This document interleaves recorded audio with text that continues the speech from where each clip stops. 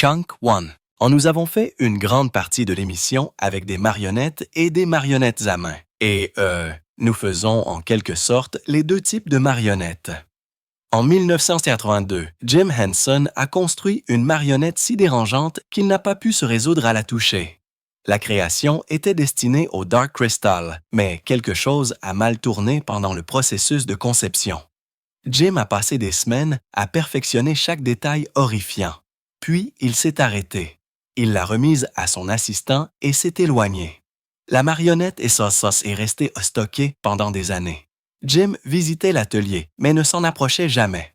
Sa famille a retrouvé plus tard des notes expliquant pourquoi il avait peur. Ce qu'il a découvert à propos de cette marionnette a changé tout ce qu'il croyait à propos de ses propres créations. Jim Henson est né le 24 septembre 1936 à Greenville, Mississippi. Ses parents étaient Paul Ransom Hennen et Betty Marcella Brown. Son père travaillait pour le gouvernement en tant qu'agronomiste et sa mère venait d'une famille créative.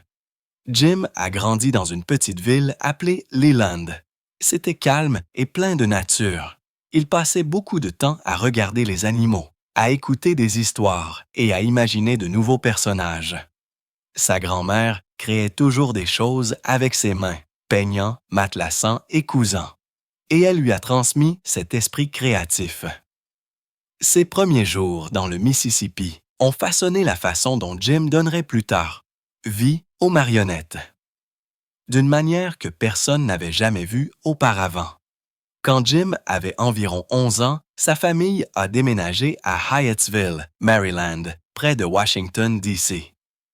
Ce déménagement a tout changé. Un jour, ils ont ramené leur premier téléviseur et Jim a dit plus tard que c'était le plus grand moment de son enfance. Ce nouveau monde d'images en mouvement a ouvert son esprit à de nouvelles idées. Il a commencé à rêver de la façon dont les marionnettes pourraient fonctionner à l'écran, pas seulement sur scène. Même si sa famille suivait la science chrétienne, ce qui a façonné sa façon de voir la vie, l'idée qu'il refusait les traitements médicaux à cause de sa foi n'est pas vraie. Cette histoire n'était qu'une rumeur. Le passage du rythme lent du Mississippi à la banlieue animée du Maryland a également apporté de nouvelles opportunités. Jim vivait maintenant près des studios et s'est rapproché du monde de la télévision. Jim n'attendait pas que les choses se produisent. Vers l'âge de 10 ans, il a commencé à construire ses propres marionnettes en utilisant tout ce qu'il pouvait trouver. Chunk 2. L'un de ses premiers personnages, qui est devenu plus tard la première version de Kermit la grenouille, a été fabriqué avec des parties d'un manteau vert de sa mère, 2 moitiés d'une balle de ping-pong pour les yeux et du denim pour la manche. Il n'a pas utilisé l'ancien style en bois. Au lieu de cela, il a construit des marionnettes douces et flexibles qui pouvaient bouger et montrer de vraies émotions. Il croyait qu'une marionnette devait refléter ce qu'une main peut faire, et cela a tout changé. Alors que Jim était encore jeune, il est devenu fasciné par Edgar Bergen, le ventriloque qui travaillait avec des mannequins comme Charlie McCarthy. Les marionnettes de Bergen n'étaient pas parfaites. Il bougeait les lèvres, mais les gens croyaient toujours que les personnages étaient réels. Jim adorait ça. Il a vu comment le public parlait à la marionnette comme si c'était une vraie personne et oubliait complètement le marionnettiste.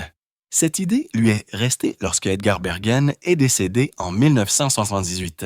Jim a pris la parole à ses funérailles. Il lui a même dédié le film Muppet.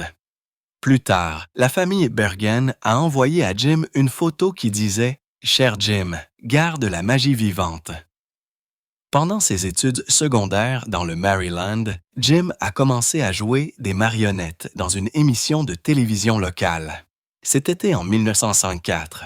Il n'était encore qu'un adolescent lorsqu'il est apparu pour la première fois à la télévision. Il n'a pas utilisé l'ancienne configuration avec des marionnettes rigides sur une scène fixe. Au lieu de cela, il a commencé à essayer de nouveaux angles de caméra et des techniques qui ont donné vie à ses personnages d'une nouvelle manière. Il admirait les marionnettistes de télévision comme Burr Tillstrom et Bill et Cora Baird. En 1955, lors de sa première année à l'Université du Maryland, Jim a été embauché par WRC-TV pour créer une courte émission de marionnettes appelée Sam and Friends. Elle était diffusée 2 fois par soir et seulement 3 ans plus tard, en 1958, il a remporté son premier prix Emmy à l'âge de 21 ans. Jim a commencé l'université en 1944, pensant qu'il pourrait devenir un artiste publicitaire.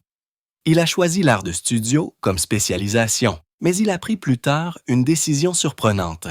Il a obtenu son diplôme en 1960 avec un diplôme en économie domestique. Ce n'était pas courant pour les hommes à l'époque. Mais Jim avait une raison. Il voulait avoir accès aux meilleurs outils. De l'université pour la conception de décors et de costumes. En tant que freshman, il a même rejoint à Sumot un cours de marionnette Kenneth Senior où il a rencontré Jane Nebel. Elle deviendrait sa partenaire créative et sa femme. Chunk 3. Les gens qui l'ont vu dans ce cours ont dit que Jim ressemblait déjà à quelqu'un qui voulait changer le monde. En 1954, Jim a fait ses débuts à la télévision avec un personnage appelé Pierre le rat français. C'était dans une émission locale appelée The Junior Morning Show.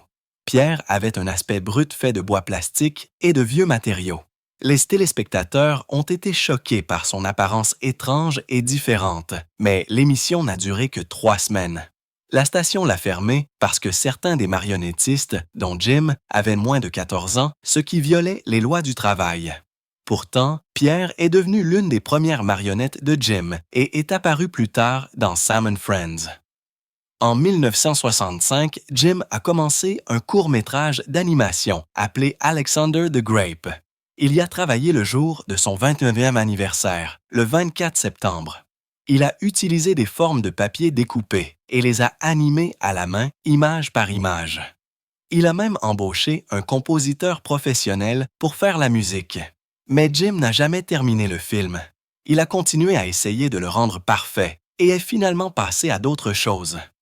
Les images sont restées cachées pendant des décennies, jusqu'à ce qu'elles soient retrouvées en 2009 et assemblées par la Jim Henson Company.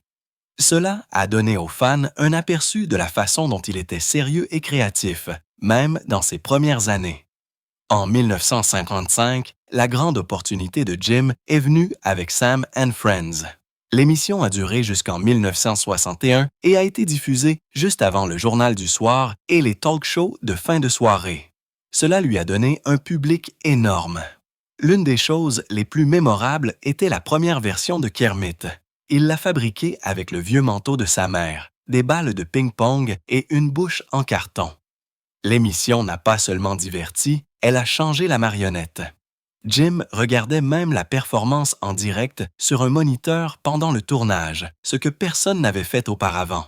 Cela lui a valu son premier Emmy en 1958 alors qu'il n'avait que 21 ans. En 1956, Jim a fait quelque chose qui a effrayé tout le monde autour de lui. Il a temporairement abandonné l'université pour se concentrer à plein temps sur la marionnette. Sam & Friends était devenu si populaire que la station leur a donné 2 créneaux du soir et ils devaient faire 10 épisodes par semaine. Les amis et la famille de Jim et Sam pensaient que c'était risqué. Il n'y avait aucune promesse d'un emploi stable, mais Jim croyait en ce qu'il faisait. En octobre, lui et Jane sont apparus au Tonight Show avec Steve Allen et tout le pays l'a remarqué. Ce seul moment a ouvert la porte à plus de travail, plus d'argent et un réel respect dans le monde de la télévision. Chunk 4. En 1958, il avait déjà prouvé à tout le monde qu'il avait tort. En octobre 1957, Jim et Jane ont été embauchés pour faire des publicités pour Wilkins Coffee. Ils ont créé 2 personnages de marionnettes. Wilkins, qui aimait le café, et Dadukins, qui n'aimait pas. Il existe un mythe selon lequel Jim n'a jamais joué Dadukins à cause de la violence dans les publicités, mais c'est faux. Jim a joué les 2. La première marionnette Wilkins était faite de flanelle brune, avec des yeux boutons et une bouche peinte. En 1959, ils ont obtenu des brevets officiels pour les 2 marionnettes. Entre 1957 et 1961, ils ont réalisé 169 publicités. Chacune ne durait que 8 secondes et se terminait par Watkins violemment puni pour avoir refusé de boire du café Wilkins. Il s'est fait tirer dessus, a explosé, a été électrocuté, jeté des bâtiments et même attaché à des chaises électriques. Ces courtes publicités ont été diffusées dans les plus petits créneaux horaires, juste assez pour choquer les gens, les faire rire et laisser une marque. Le café Wilkins est devenu le sujet de conversation de Washington. Les ventes ont grimpé en flèche. Jim a personnellement réalisé les scènes violentes. Il ne s'est pas retenu. Une publicité montrait Wilkins faisant de l'escrime et essuyant le sang de son épée après avoir poignardé Wkins. Une autre montrait Wkins payant plus cher pour le déjeuner simplement parce qu'il ne buvait pas de café. Certaines personnes se sont plaintes, qualifiant les publicités de trop violentes. En réponse, Jim a réalisé une publicité parodique où Wkins rejoint une fausse ligue anti-violence. Mais peu importe ce que les critiques disaient, les publicités n'ont jamais été interdites. Elles fonctionnaient trop bien. Jim a expliqué plus tard que les publicités n'avaient pas toujours besoin d'une vente difficile. Parfois, l'humour et le choc pouvaient faire faire rire plus. D'autres entreprises ont commencé à appeler. En 1958, Jim réalisait des versions des publicités violentes pour différentes marques à travers le pays. Lorraine Coffee, Nash's Coffee, Red Diamond, Community Coffee et même des entreprises comme Standard Oil voulaient participer. Il a réutilisé les mêmes scripts en changeant simplement les noms. Cela a rapporté de l'argent réel et a permis à Jim de poursuivre ses plus grands rêves. La même année, il a vendu 25 000 marionnettes pour $1 chacune, son premier vrai avant-goût du succès de la marchandise. Chunk, 5. L'idée que Jim détestait la violence est fausse. En fait, il a utilisé Watkins pour tester une comédie plus sombre destinée aux adultes. Il ne s'agissait pas seulement de café. Jim testait si les marionnettes pouvaient fonctionner en dehors des émissions pour enfants. Jane a également joué les deux personnages avant de quitter le monde des marionnettes en 1963 pour élever leurs enfants. Jim imaginait déjà un monde où les marionnettes pouvaient être idiotes, intelligentes et un peu dangereuses à la fois. Ses émissions ultérieures, comme The Muppet Show, sont nées de ses premières expériences. Son biographe, Brian J. Jones, a écrit plus tard que Jim avait déjà créé le genre de personnages adorables qui lui permettaient de repousser les limites. En 1958, le 20 novembre, Jim et Jane Henson ont officiellement commencé quelque chose qu'ils ont appelé Muppets, Inc. Seulement 3 ans plus tôt, leur petite émission locale, Sam and Friends, avait été diffusée sur WRC à Washington, D.C. Jim avait inventé le mot Muppet en mélangeant marionnette et puppet, sans savoir qu'un jour, il deviendrait une marque déposée appartenant à Disney. Mais ce que personne n'attendait, c'est la rapidité avec laquelle les choses ont évolué. En 1956, avant même de fonder l'entreprise, les Muppets étaient déjà à la télévision nationale grâce au Steve Allen Show. Puis, en 1958, Sam and Friends a remporté un Emmy. La première vraie star a été Rowlif, le chien, qui est apparu pour la première fois dans des publicités pour Pie'na Dog Chow, puis est devenu un habitué du Jimmy Dean Show de 1963 à 1966.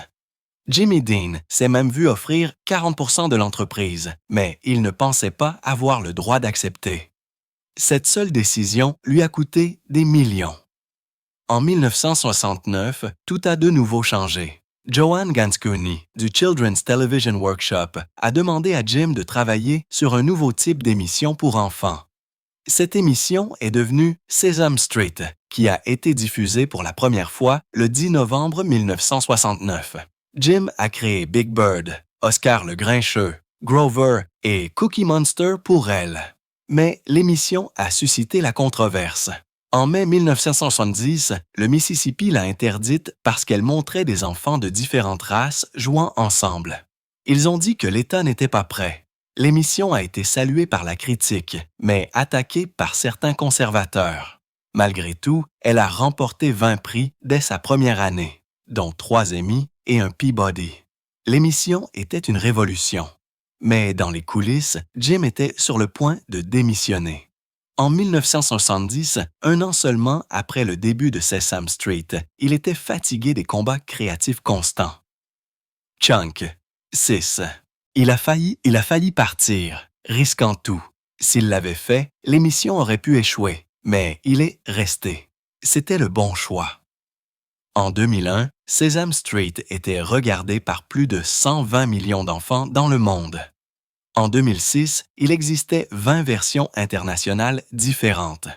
En 2009, elle était diffusée dans plus de 140 pays. Jim a complètement cessé de faire des publicités et a dit qu'il était heureux d'en avoir fini avec elle. De plus, en 1969, deux personnages nommés Bert et Ernie ont été introduits dans le tout premier épisode de Sesame Street. Ils étaient basés sur les personnages de The Odd Couple, mais il est intéressant de noter que Bert et Ernie sont arrivés avant la diffusion de la version télévisée de The Odd Couple. Jim a basé leur relation sur des amitiés réelles. Dans les années 1980, l'écrivain Mark Saltzman a dit qu'il imaginait Bert et Ernie comme un couple en écrivant leurs scènes, comme une façon discrète de montrer la représentation LGBTQ+. Cela a créé d'énormes débats dans les années 1990 et au-delà. Certaines personnes ont adoré l'idée. D'autres ont accusé l'émission de promouvoir un programme gay. Le débat se poursuit encore aujourd'hui. Dans cette première saison, Jim Henson a également réalisé de courts-métrages sur les nombres dont les enfants se souviennent encore aujourd'hui. L'un d'eux montrait un boulanger tombant dans les escaliers en tenant des tartes. Il a également réalisé des clips comme King of Eight, Queen of Six, Oven Cheer et C is for Cookie. Ce n'était pas seulement amusant. Ils utilisaient de nouvelles méthodes de marionnettes avec de la mousse et du tissu. Personne n'avait jamais rien vu de tel. En 1970, Jim a remporté un Emmy pour cela. Ces courts-métrages ont contribué à Thomas à transformer l'apprentissage en quelque chose que les enfants adoraient. Au milieu des années 1970, Jim voulait faire quelque chose de différent. Il a essayé de lancer une émission de variété avec des marionnettes, mais tous les réseaux américains l'ont rejeté. Tout d'abord, ABC a diffusé le Muppets Valentine Show en janvier 1974, mais cela n'a pas bien fonctionné. Puis, en 1975, Jim a réalisé un deuxième pilote appelé The Muppet Show, Sex and Violence. Le nom a choqué les gens et ABC a dit non. Il a présenté une troisième fois avec des clips montrant des stars comme Julie Andrews et Cher. Mais CBS a également dit non. Chunk 7. C'était humiliant. C'est alors que le producteur britannique Lou Grade a dit oui. Il a laissé Jim faire l'émission en submissione. Angleterre aux ATVL Street Studios. Cette décision a tout changé. Le 5 septembre 1976, The Muppet Show a été diffusé avec la guest star Joel Grey. En 3 ans, en 1969, elle était diffusée dans plus de 100 pays et regardée par 235 millions de personnes. Chaque épisode coûtait 130 000 $ à réaliser, ce qui en faisait l'une des émissions de marionnettes les plus chères jamais réalisées. Des célébrités comme Elton John et Rita Moreno se sont alignées pour apparaître. L'émission a duré 5 saisons et s'est terminée le 15 mars 1981 avec 120 épisodes. Mais le succès a eu un prix. L'emploi du temps de Jim était brutal. Il a prêté sa voix à Kermit, réalisé des scènes, géré des scripts et aidé à réparer les marionnettes après le tournage. En 1978, le stress est devenu trop important. Il a failli s'effondrer pendant un tournage. Frank Oz a dû intervenir et réaliser. Au même moment, Jim a commencé à travailler sur The Muppet Movie, dont le tournage a commencé le 5 juillet 1978. Il était en burn-out. Cette pression lui coûterait plus tard la vie. En 1990, Jim est décédé d'une infection bactérienne. Il n'avait que 53 ans.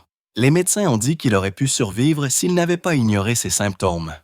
L'un des personnages Muppet les plus choquants était Miss Piggy. Elle n'était même pas prévue. Elle a été assemblée en seulement 30 minutes lorsque Herb Alpert avait besoin d'un cochon glamour pour son spécial. Bonnie Erickson l'a rapidement fabriquée en utilisant des pièces-tests de rechange, en lui donnant de grands yeux du satin et des perles. Frank Oz lui a donné une personnalité forte et sauvage, mi-chauffeur de camion, mi-diva. En 1976, les téléspectateurs ont été stupéfaits lorsqu'elle a fait du karaté à Kermit et a crié « Salut !». Elle a été inspirée par Peggy Lee et a montré que les personnages féminins pouvaient être audacieux et agressifs. Certaines personnes l'ont considéré comme le premier cochon féministe à la télévision. En 1941, The Muppet Show a finalement obtenu une reconnaissance majeure. Elle a remporté des prix pour l'écriture et a été nominée pour la meilleure émission de variété, mais certains épisodes ont suscité la controverse. Chunk 8. Un épisode de Johnny Cash montrait un drapeau confédéré et avait besoin d'avertissement plus tard. Un autre épisode avec Peter Sears contenait des blagues pour adultes. Certains ont été interdits ou modifiés plus tard. Mais l'émission a quand même prouvé que les marionnettes pouvaient être intelligentes, amusantes et significatives, même pour les adultes. Puis est venu The Muppet Movie en 1969. Jim l'a réalisé lui-même. Il y avait des stars comme Bob Hope, Steve Martin, Mel Brooks et Orson Welles. La scène la plus commentée était celle de Kermit faisant du vélo. Pour réussir, Jim devait se cacher à l'intérieur d'un conteneur spécial sous le vélo et tout contrôler à partir de là. C'était révolutionnaire. Le film a rapporté plus de 65 millions de dollars et a obtenu 2 nominations aux Oscars, dont une pour Rainbow Connection. Il a montré que les marionnettes pouvaient mener un grand film, mais Jim voulait aller plus loin. En 1982, il a réalisé The Dark Crystal, un film fantastique sans humains. Il contenait des scènes effrayantes avec des morts de marionnettes et des thèmes occultes qui ont choqué les parents. Il a coûté 15 millions de dollars à réaliser et a rapporté 40 millions de dollars. Mais le ton sombre a mis les gens mal à l'aise. Il a failli mettre l'entreprise en faillite. Les critiques ne l'ont pas compris. Jim était allé trop loin pour certains fans et cela l'a fait tout remettre en question. Puis, en 1986, il a réalisé Labyrinthe avec David Bowie. Jim a dépensé 25 millions de dollars de son propre argent. Il est sorti le même été que Top Gun et Ferris Bueller. Il a fait un flop au cinéma, rapportant seulement 12,9 millions de dollars aux États-Unis. Jim a été anéanti et n'a plus jamais réalisé de film. Son fils Brian a dit que les critiques avaient détruit la confiance de son père, mais Labyrinthe est devenu un classique culte plus tard, rapportant des millions grâce à la marchandise. En 1983, Jim a réalisé Fraggle Rock dans l'espoir de diffuser la paix et la compréhension pendant la guerre froide. Il a choisi de le filmer au Canada pour éviter la censure américaine. L'émission a été diffusée dans 90 pays et 13 langues. En janvier 1989, elle est devenue la première émission nord-américaine à être diffusée en Union soviétique. Chunk 9. Jim avait visité la Russie auparavant et admirait leurs artistes de marionnettes. Certains de ses employés ont plaisanté en disant que Fraggle Rock avait contribué à mettre fin à la guerre froide. En 1987, Jim a sorti quelque chose d'encore plus sombre, The Storyteller. Animée par John Hurt, l'émission utilisait le folklore pour raconter des histoires effrayantes et émouvantes. Un conte racontait que de jeunes garçons se transformaient en corbeaux avec des changements corporels douloureux.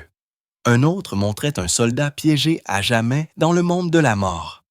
L'émission n'a jamais été diffusée intégralement aux États-Unis parce qu'elle était trop intense. Mais Jim pensait que les enfants avaient parfois besoin de peur. Il pensait que les enfants étaient assez forts pour gérer des histoires avec de vraies douleurs et du mystère. C'était la dernière étape de son voyage loin de la télévision familiale sûre. En août 1989, quelque chose de grand était sur le point de se produire. Jim Henson, l'homme derrière les Muppets, venait d'annoncer un accord de 150 millions de dollars avec Disney. Il a dit que travailler avec Disney créerait une force merveilleuse. Il était censé lui donner un contrôle créatif total. Des films, des émissions de télévision, même des manèges de parc à thème. Mais derrière les sourires, quelque chose de plus sombre se préparait. Moins d'un an plus tard, le 16 mai 1990, Jim Henson est décédé subitement d'une pneumonie. Après cela, Disney a commencé à reculer. Ils ne voulaient plus payer les 150 millions de dollars. Ils ont dit que l'entreprise ne valait pas ça sans Jim. Sa famille avait le cœur brisé et était furieuse. Ils ont dit que Disney essayait de voler tout ce que Jim avait construit. L'accord a échoué en décembre 1990, mais Disney a continué à utiliser les Muppets dans des émissions et des publicités sans autorisation. Ils ont affirmé qu'ils avaient une sorte de licence implicite. La famille Hennen les a traduits en justice. C'est devenu l'une des luttes les plus laides d'Hollywood. Un an plus tard, le 26 avril 1991, quelque chose d'inhabituel a frappé la télévision. Une émission appelée Dinosaurs. Jim avait eu l'idée en 1948, mais elle n'a pris vie qu'après son décès. L'émission a coûté un montant choquant de 90 millions de dollars et est devenue l'émission d'une demi-heure la plus chère jamais réalisée. Chunk, 10. Chaque personnage de marionnette avait besoin de 3 personnes pour le contrôler. Certaines marionnettes se sont même désagrégées après quelques années parce que les matériaux étaient si fragiles. Mais la plus grande surprise était l'histoire. Même si cela ressemblait à une émission pour enfants, elle était remplie d'avertissements sombres sur la pollution et la façon dont les humains détruisaient leur planète. L'émission n'a duré que jusqu'en 1994 parce qu'il était tout simplement trop coûteux de continuer. Puis est venue une autre bataille étrange. En 1997, Henson Productions a découvert que quelqu'un avait copié 2 vieilles marionnettes que Jim et Jane Henson avaient créées à la fin des années 1950. Wilkins et W. Kins, 2 personnages utilisés dans des publicités pour le café alors qu'ils étaient encore à l'université. Ils ont trouvé des copies non autorisées utilisées sans permission. Ce n'étaient pas que de vieilles marionnettes. C'étaient certains des tout premiers personnages de style Muppet créés avant même Kermit. Le procès était choquant. Il a révélé à quel point le monde des marionnettes était devenu impitoyable et comment même des personnages oubliés depuis longtemps valaient maintenant des millions. Et en 1991, Disney a ouvert Muppet Vision 3D le 16 mai, exactement un an après le décès de Jim. C'est devenu une attraction massive de parc à thème, utilisant des effets en direct, des films 3D, de la fumée, des bulles et des animatroniques avancés. C'était aussi le dernier grand projet que Jim ait jamais réalisé. Il avait travaillé sans arrêt en jonglant avec cette attraction, l'accord avec Disney et le développement de dinosaures. Mais tout ce travail a eu un prix. Jim était complètement épuisé. Sa santé déclinait discrètement et personne ne s'en rendait compte. Le succès même du projet Muppet Vision est devenu un symbole obsédant. Il a masqué l'épuisement qui a peut-être contribué à sa mort.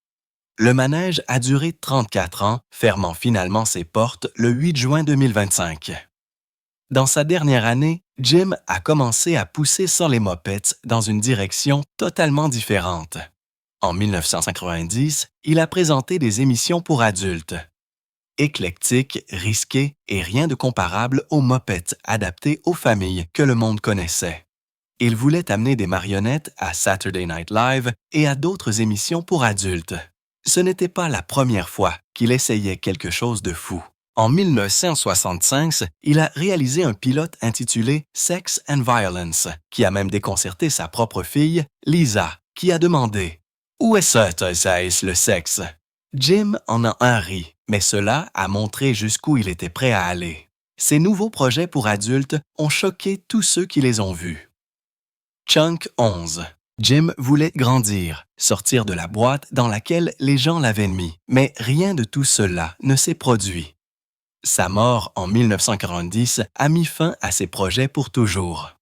Jim a rencontré Jane Nebel en 1954 à l'Université du Maryland lors d'un cours de marionnettes. Il a rapidement vu son talent et l'a invité à travailler avec lui. Ils sont tombés amoureux et se sont mariés le 28 mai 1959. Ils ont eu 5 enfants, Lisa en 1960, Cheryl en 1961, Brian en 1963, John en 1965 et Heather en 1970. Leur maison à Bethesda, Maryland, est devenue un atelier rempli de marionnettes et de chutes sommées de tissus. Les marionnettes étaient sauvages, construites au sous-sol. Ce n'était pas qu'une maison, c'était une usine d'imagination. Mais la vie de famille n'était pas facile. Jim travaillait constamment et voyageait souvent. Jane s'occupait de la maison et des enfants tout en aidant avec les marionnettes. Ils se sont séparés en 1986, mais sont restés proches jusqu'à la fin. Cheryl a dit plus tard que la seule façon d'être proche de son père était de travailler avec lui. C'est ainsi qu'ils sont restés connectés. Beaucoup de gens pensaient que Jim n'était pas allé à l'hôpital en 1990 à cause de ses convictions en matière de sciences chrétiennes, mais ce n'était pas vrai.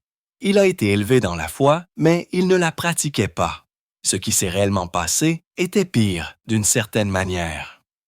Jim pensait que sa maladie passerait. Il ne voulait déranger personne. Le 4 mai 1990, il est apparu dans l'émission Arsenio Hall avec un mal de gorge. Le 12 mai, alors qu'il rendait visite à sa famille en Caroline du Nord, il crachait du sang, mais il ne l'a dit à personne. À 4 heures du matin, le 15 mai, il s'est effondré et a été transporté d'urgence à l'hôpital New York Presbyterian. Les médecins ont découvert une infection brutale dans les 2 poumons. S'il était arrivé seulement 12 heures plus tôt, il aurait pu être sauvé. Mais à ce moment-là, l'infection avait causé un choc toxique. Ses organes ont commencé à se fermer. Le 16 mai 1990, à exactement 1h21 du matin, Jim Henson est décédé à l'âge de 53 ans. Les gens ont été choqués. Chunk, 12. Comment une telle chose pouvait-elle arriver dans le monde moderne? L'un de ses derniers mots à son fils John a été « Je vais bien ». Mais il ne l'était pas. Dans les coulisses, l'accord avec Disney s'effondrait. Frank Oz a dit plus tard « L'accord avec Disney a probablement tué Jim. La pression était énorme. Jim refusait également de laisser Disney acheter Sesame Street. » Après sa mort, l'accord Handshake s'est effondré. En 1991, la famille Henson poursuivait Disney pour avoir utilisé les Muppets sans permission. Ils les ont accusés de cupidité et d'arrogance. Toute l'entreprise était bloquée dans les limbes. Les nouveaux projets ont été gelés pendant près de 2 ans. Le service commémoratif de Jim a eu lieu le 21 mai 1986 à New York. Un autre service a suivi à Londres le 2 juillet. Jim avait demandé à ce que personne ne porte de noir. Big Birds a chanté « Bean Green » en larmes. Des milliers de personnes ont assisté, mais derrière la beauté de la cérémonie, des problèmes se préparaient. Environ 55% de la succession est allée aux impôts. L'échec de l'accord avec Disney avait drainé l'entreprise et les poursuites judiciaires ont tout aggravé. Pendant des années, la créativité a été gelée. La partie la plus tragique est venue après. L'autopsie a montré que l'infection avait commencé beaucoup plus tôt, probablement même lors de cette première apparition de mai dans l'émission Arsenio Hall. Les bactéries se développaient discrètement à l'intérieur de lui. Certaines personnes sont génétiquement plus vulnérables à ce type d'infection et le stress peut l'aggraver. Jim avait travaillé trop dur pendant trop longtemps. Son corps ne pouvait plus se battre. Puis est venue la dernière tournure. En 2004, Disney a finalement acheté les Muppets, mais pas pour 150 millions de dollars. Ils n'ont payé que 75 millions de dollars, la moitié du prix. Les gens étaient furieux. Les critiques ont dit que c'était du vol. Chunk, 13. Les fans ont dit que Disney avait ruiné les Muppets avec des redémarrages sans fin et des retombées bon marché. Jim avait cru que Disney protégerait ses créations. Au lieu de cela, il avait l'impression que tout ce qu'il avait construit avait été vendu à rabais. En 2024, Ron Howard a sorti un documentaire intitulé Jim Henson, Idea Man. Il a choqué les téléspectateurs en montrant des images rares des premiers travaux de Jim.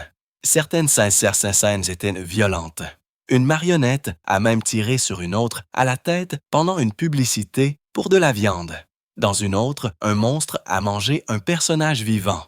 Jim a dit plus tard que tout cela ne faisait que partie de l'apprentissage, mais cela a montré qu'il avait toujours repoussé les limites. Depuis 1982, la Jim Henson Foundation a versé plus de 4,2 millions de dollars à des projets de marionnettes étranges et sombres, non pas pour les enfants, mais pour les adultes. Ils ont financé des émissions sur la mort, les cauchemars, même les mythes mayas remplis de violences graphiques. Une pièce de théâtre, Symphonie fantastique, a été jouée sous l'eau et a duré une année entière à New York. La Fondation a maintenu l'esprit de Jim vivant, mais pas celui que le public connaissait. Cela a montré que Jim Henson avait toujours été plus que l'homme derrière Kermit. Il essayait d'ébranler le monde avec des marionnettes, et à bien des égards, il l'est toujours.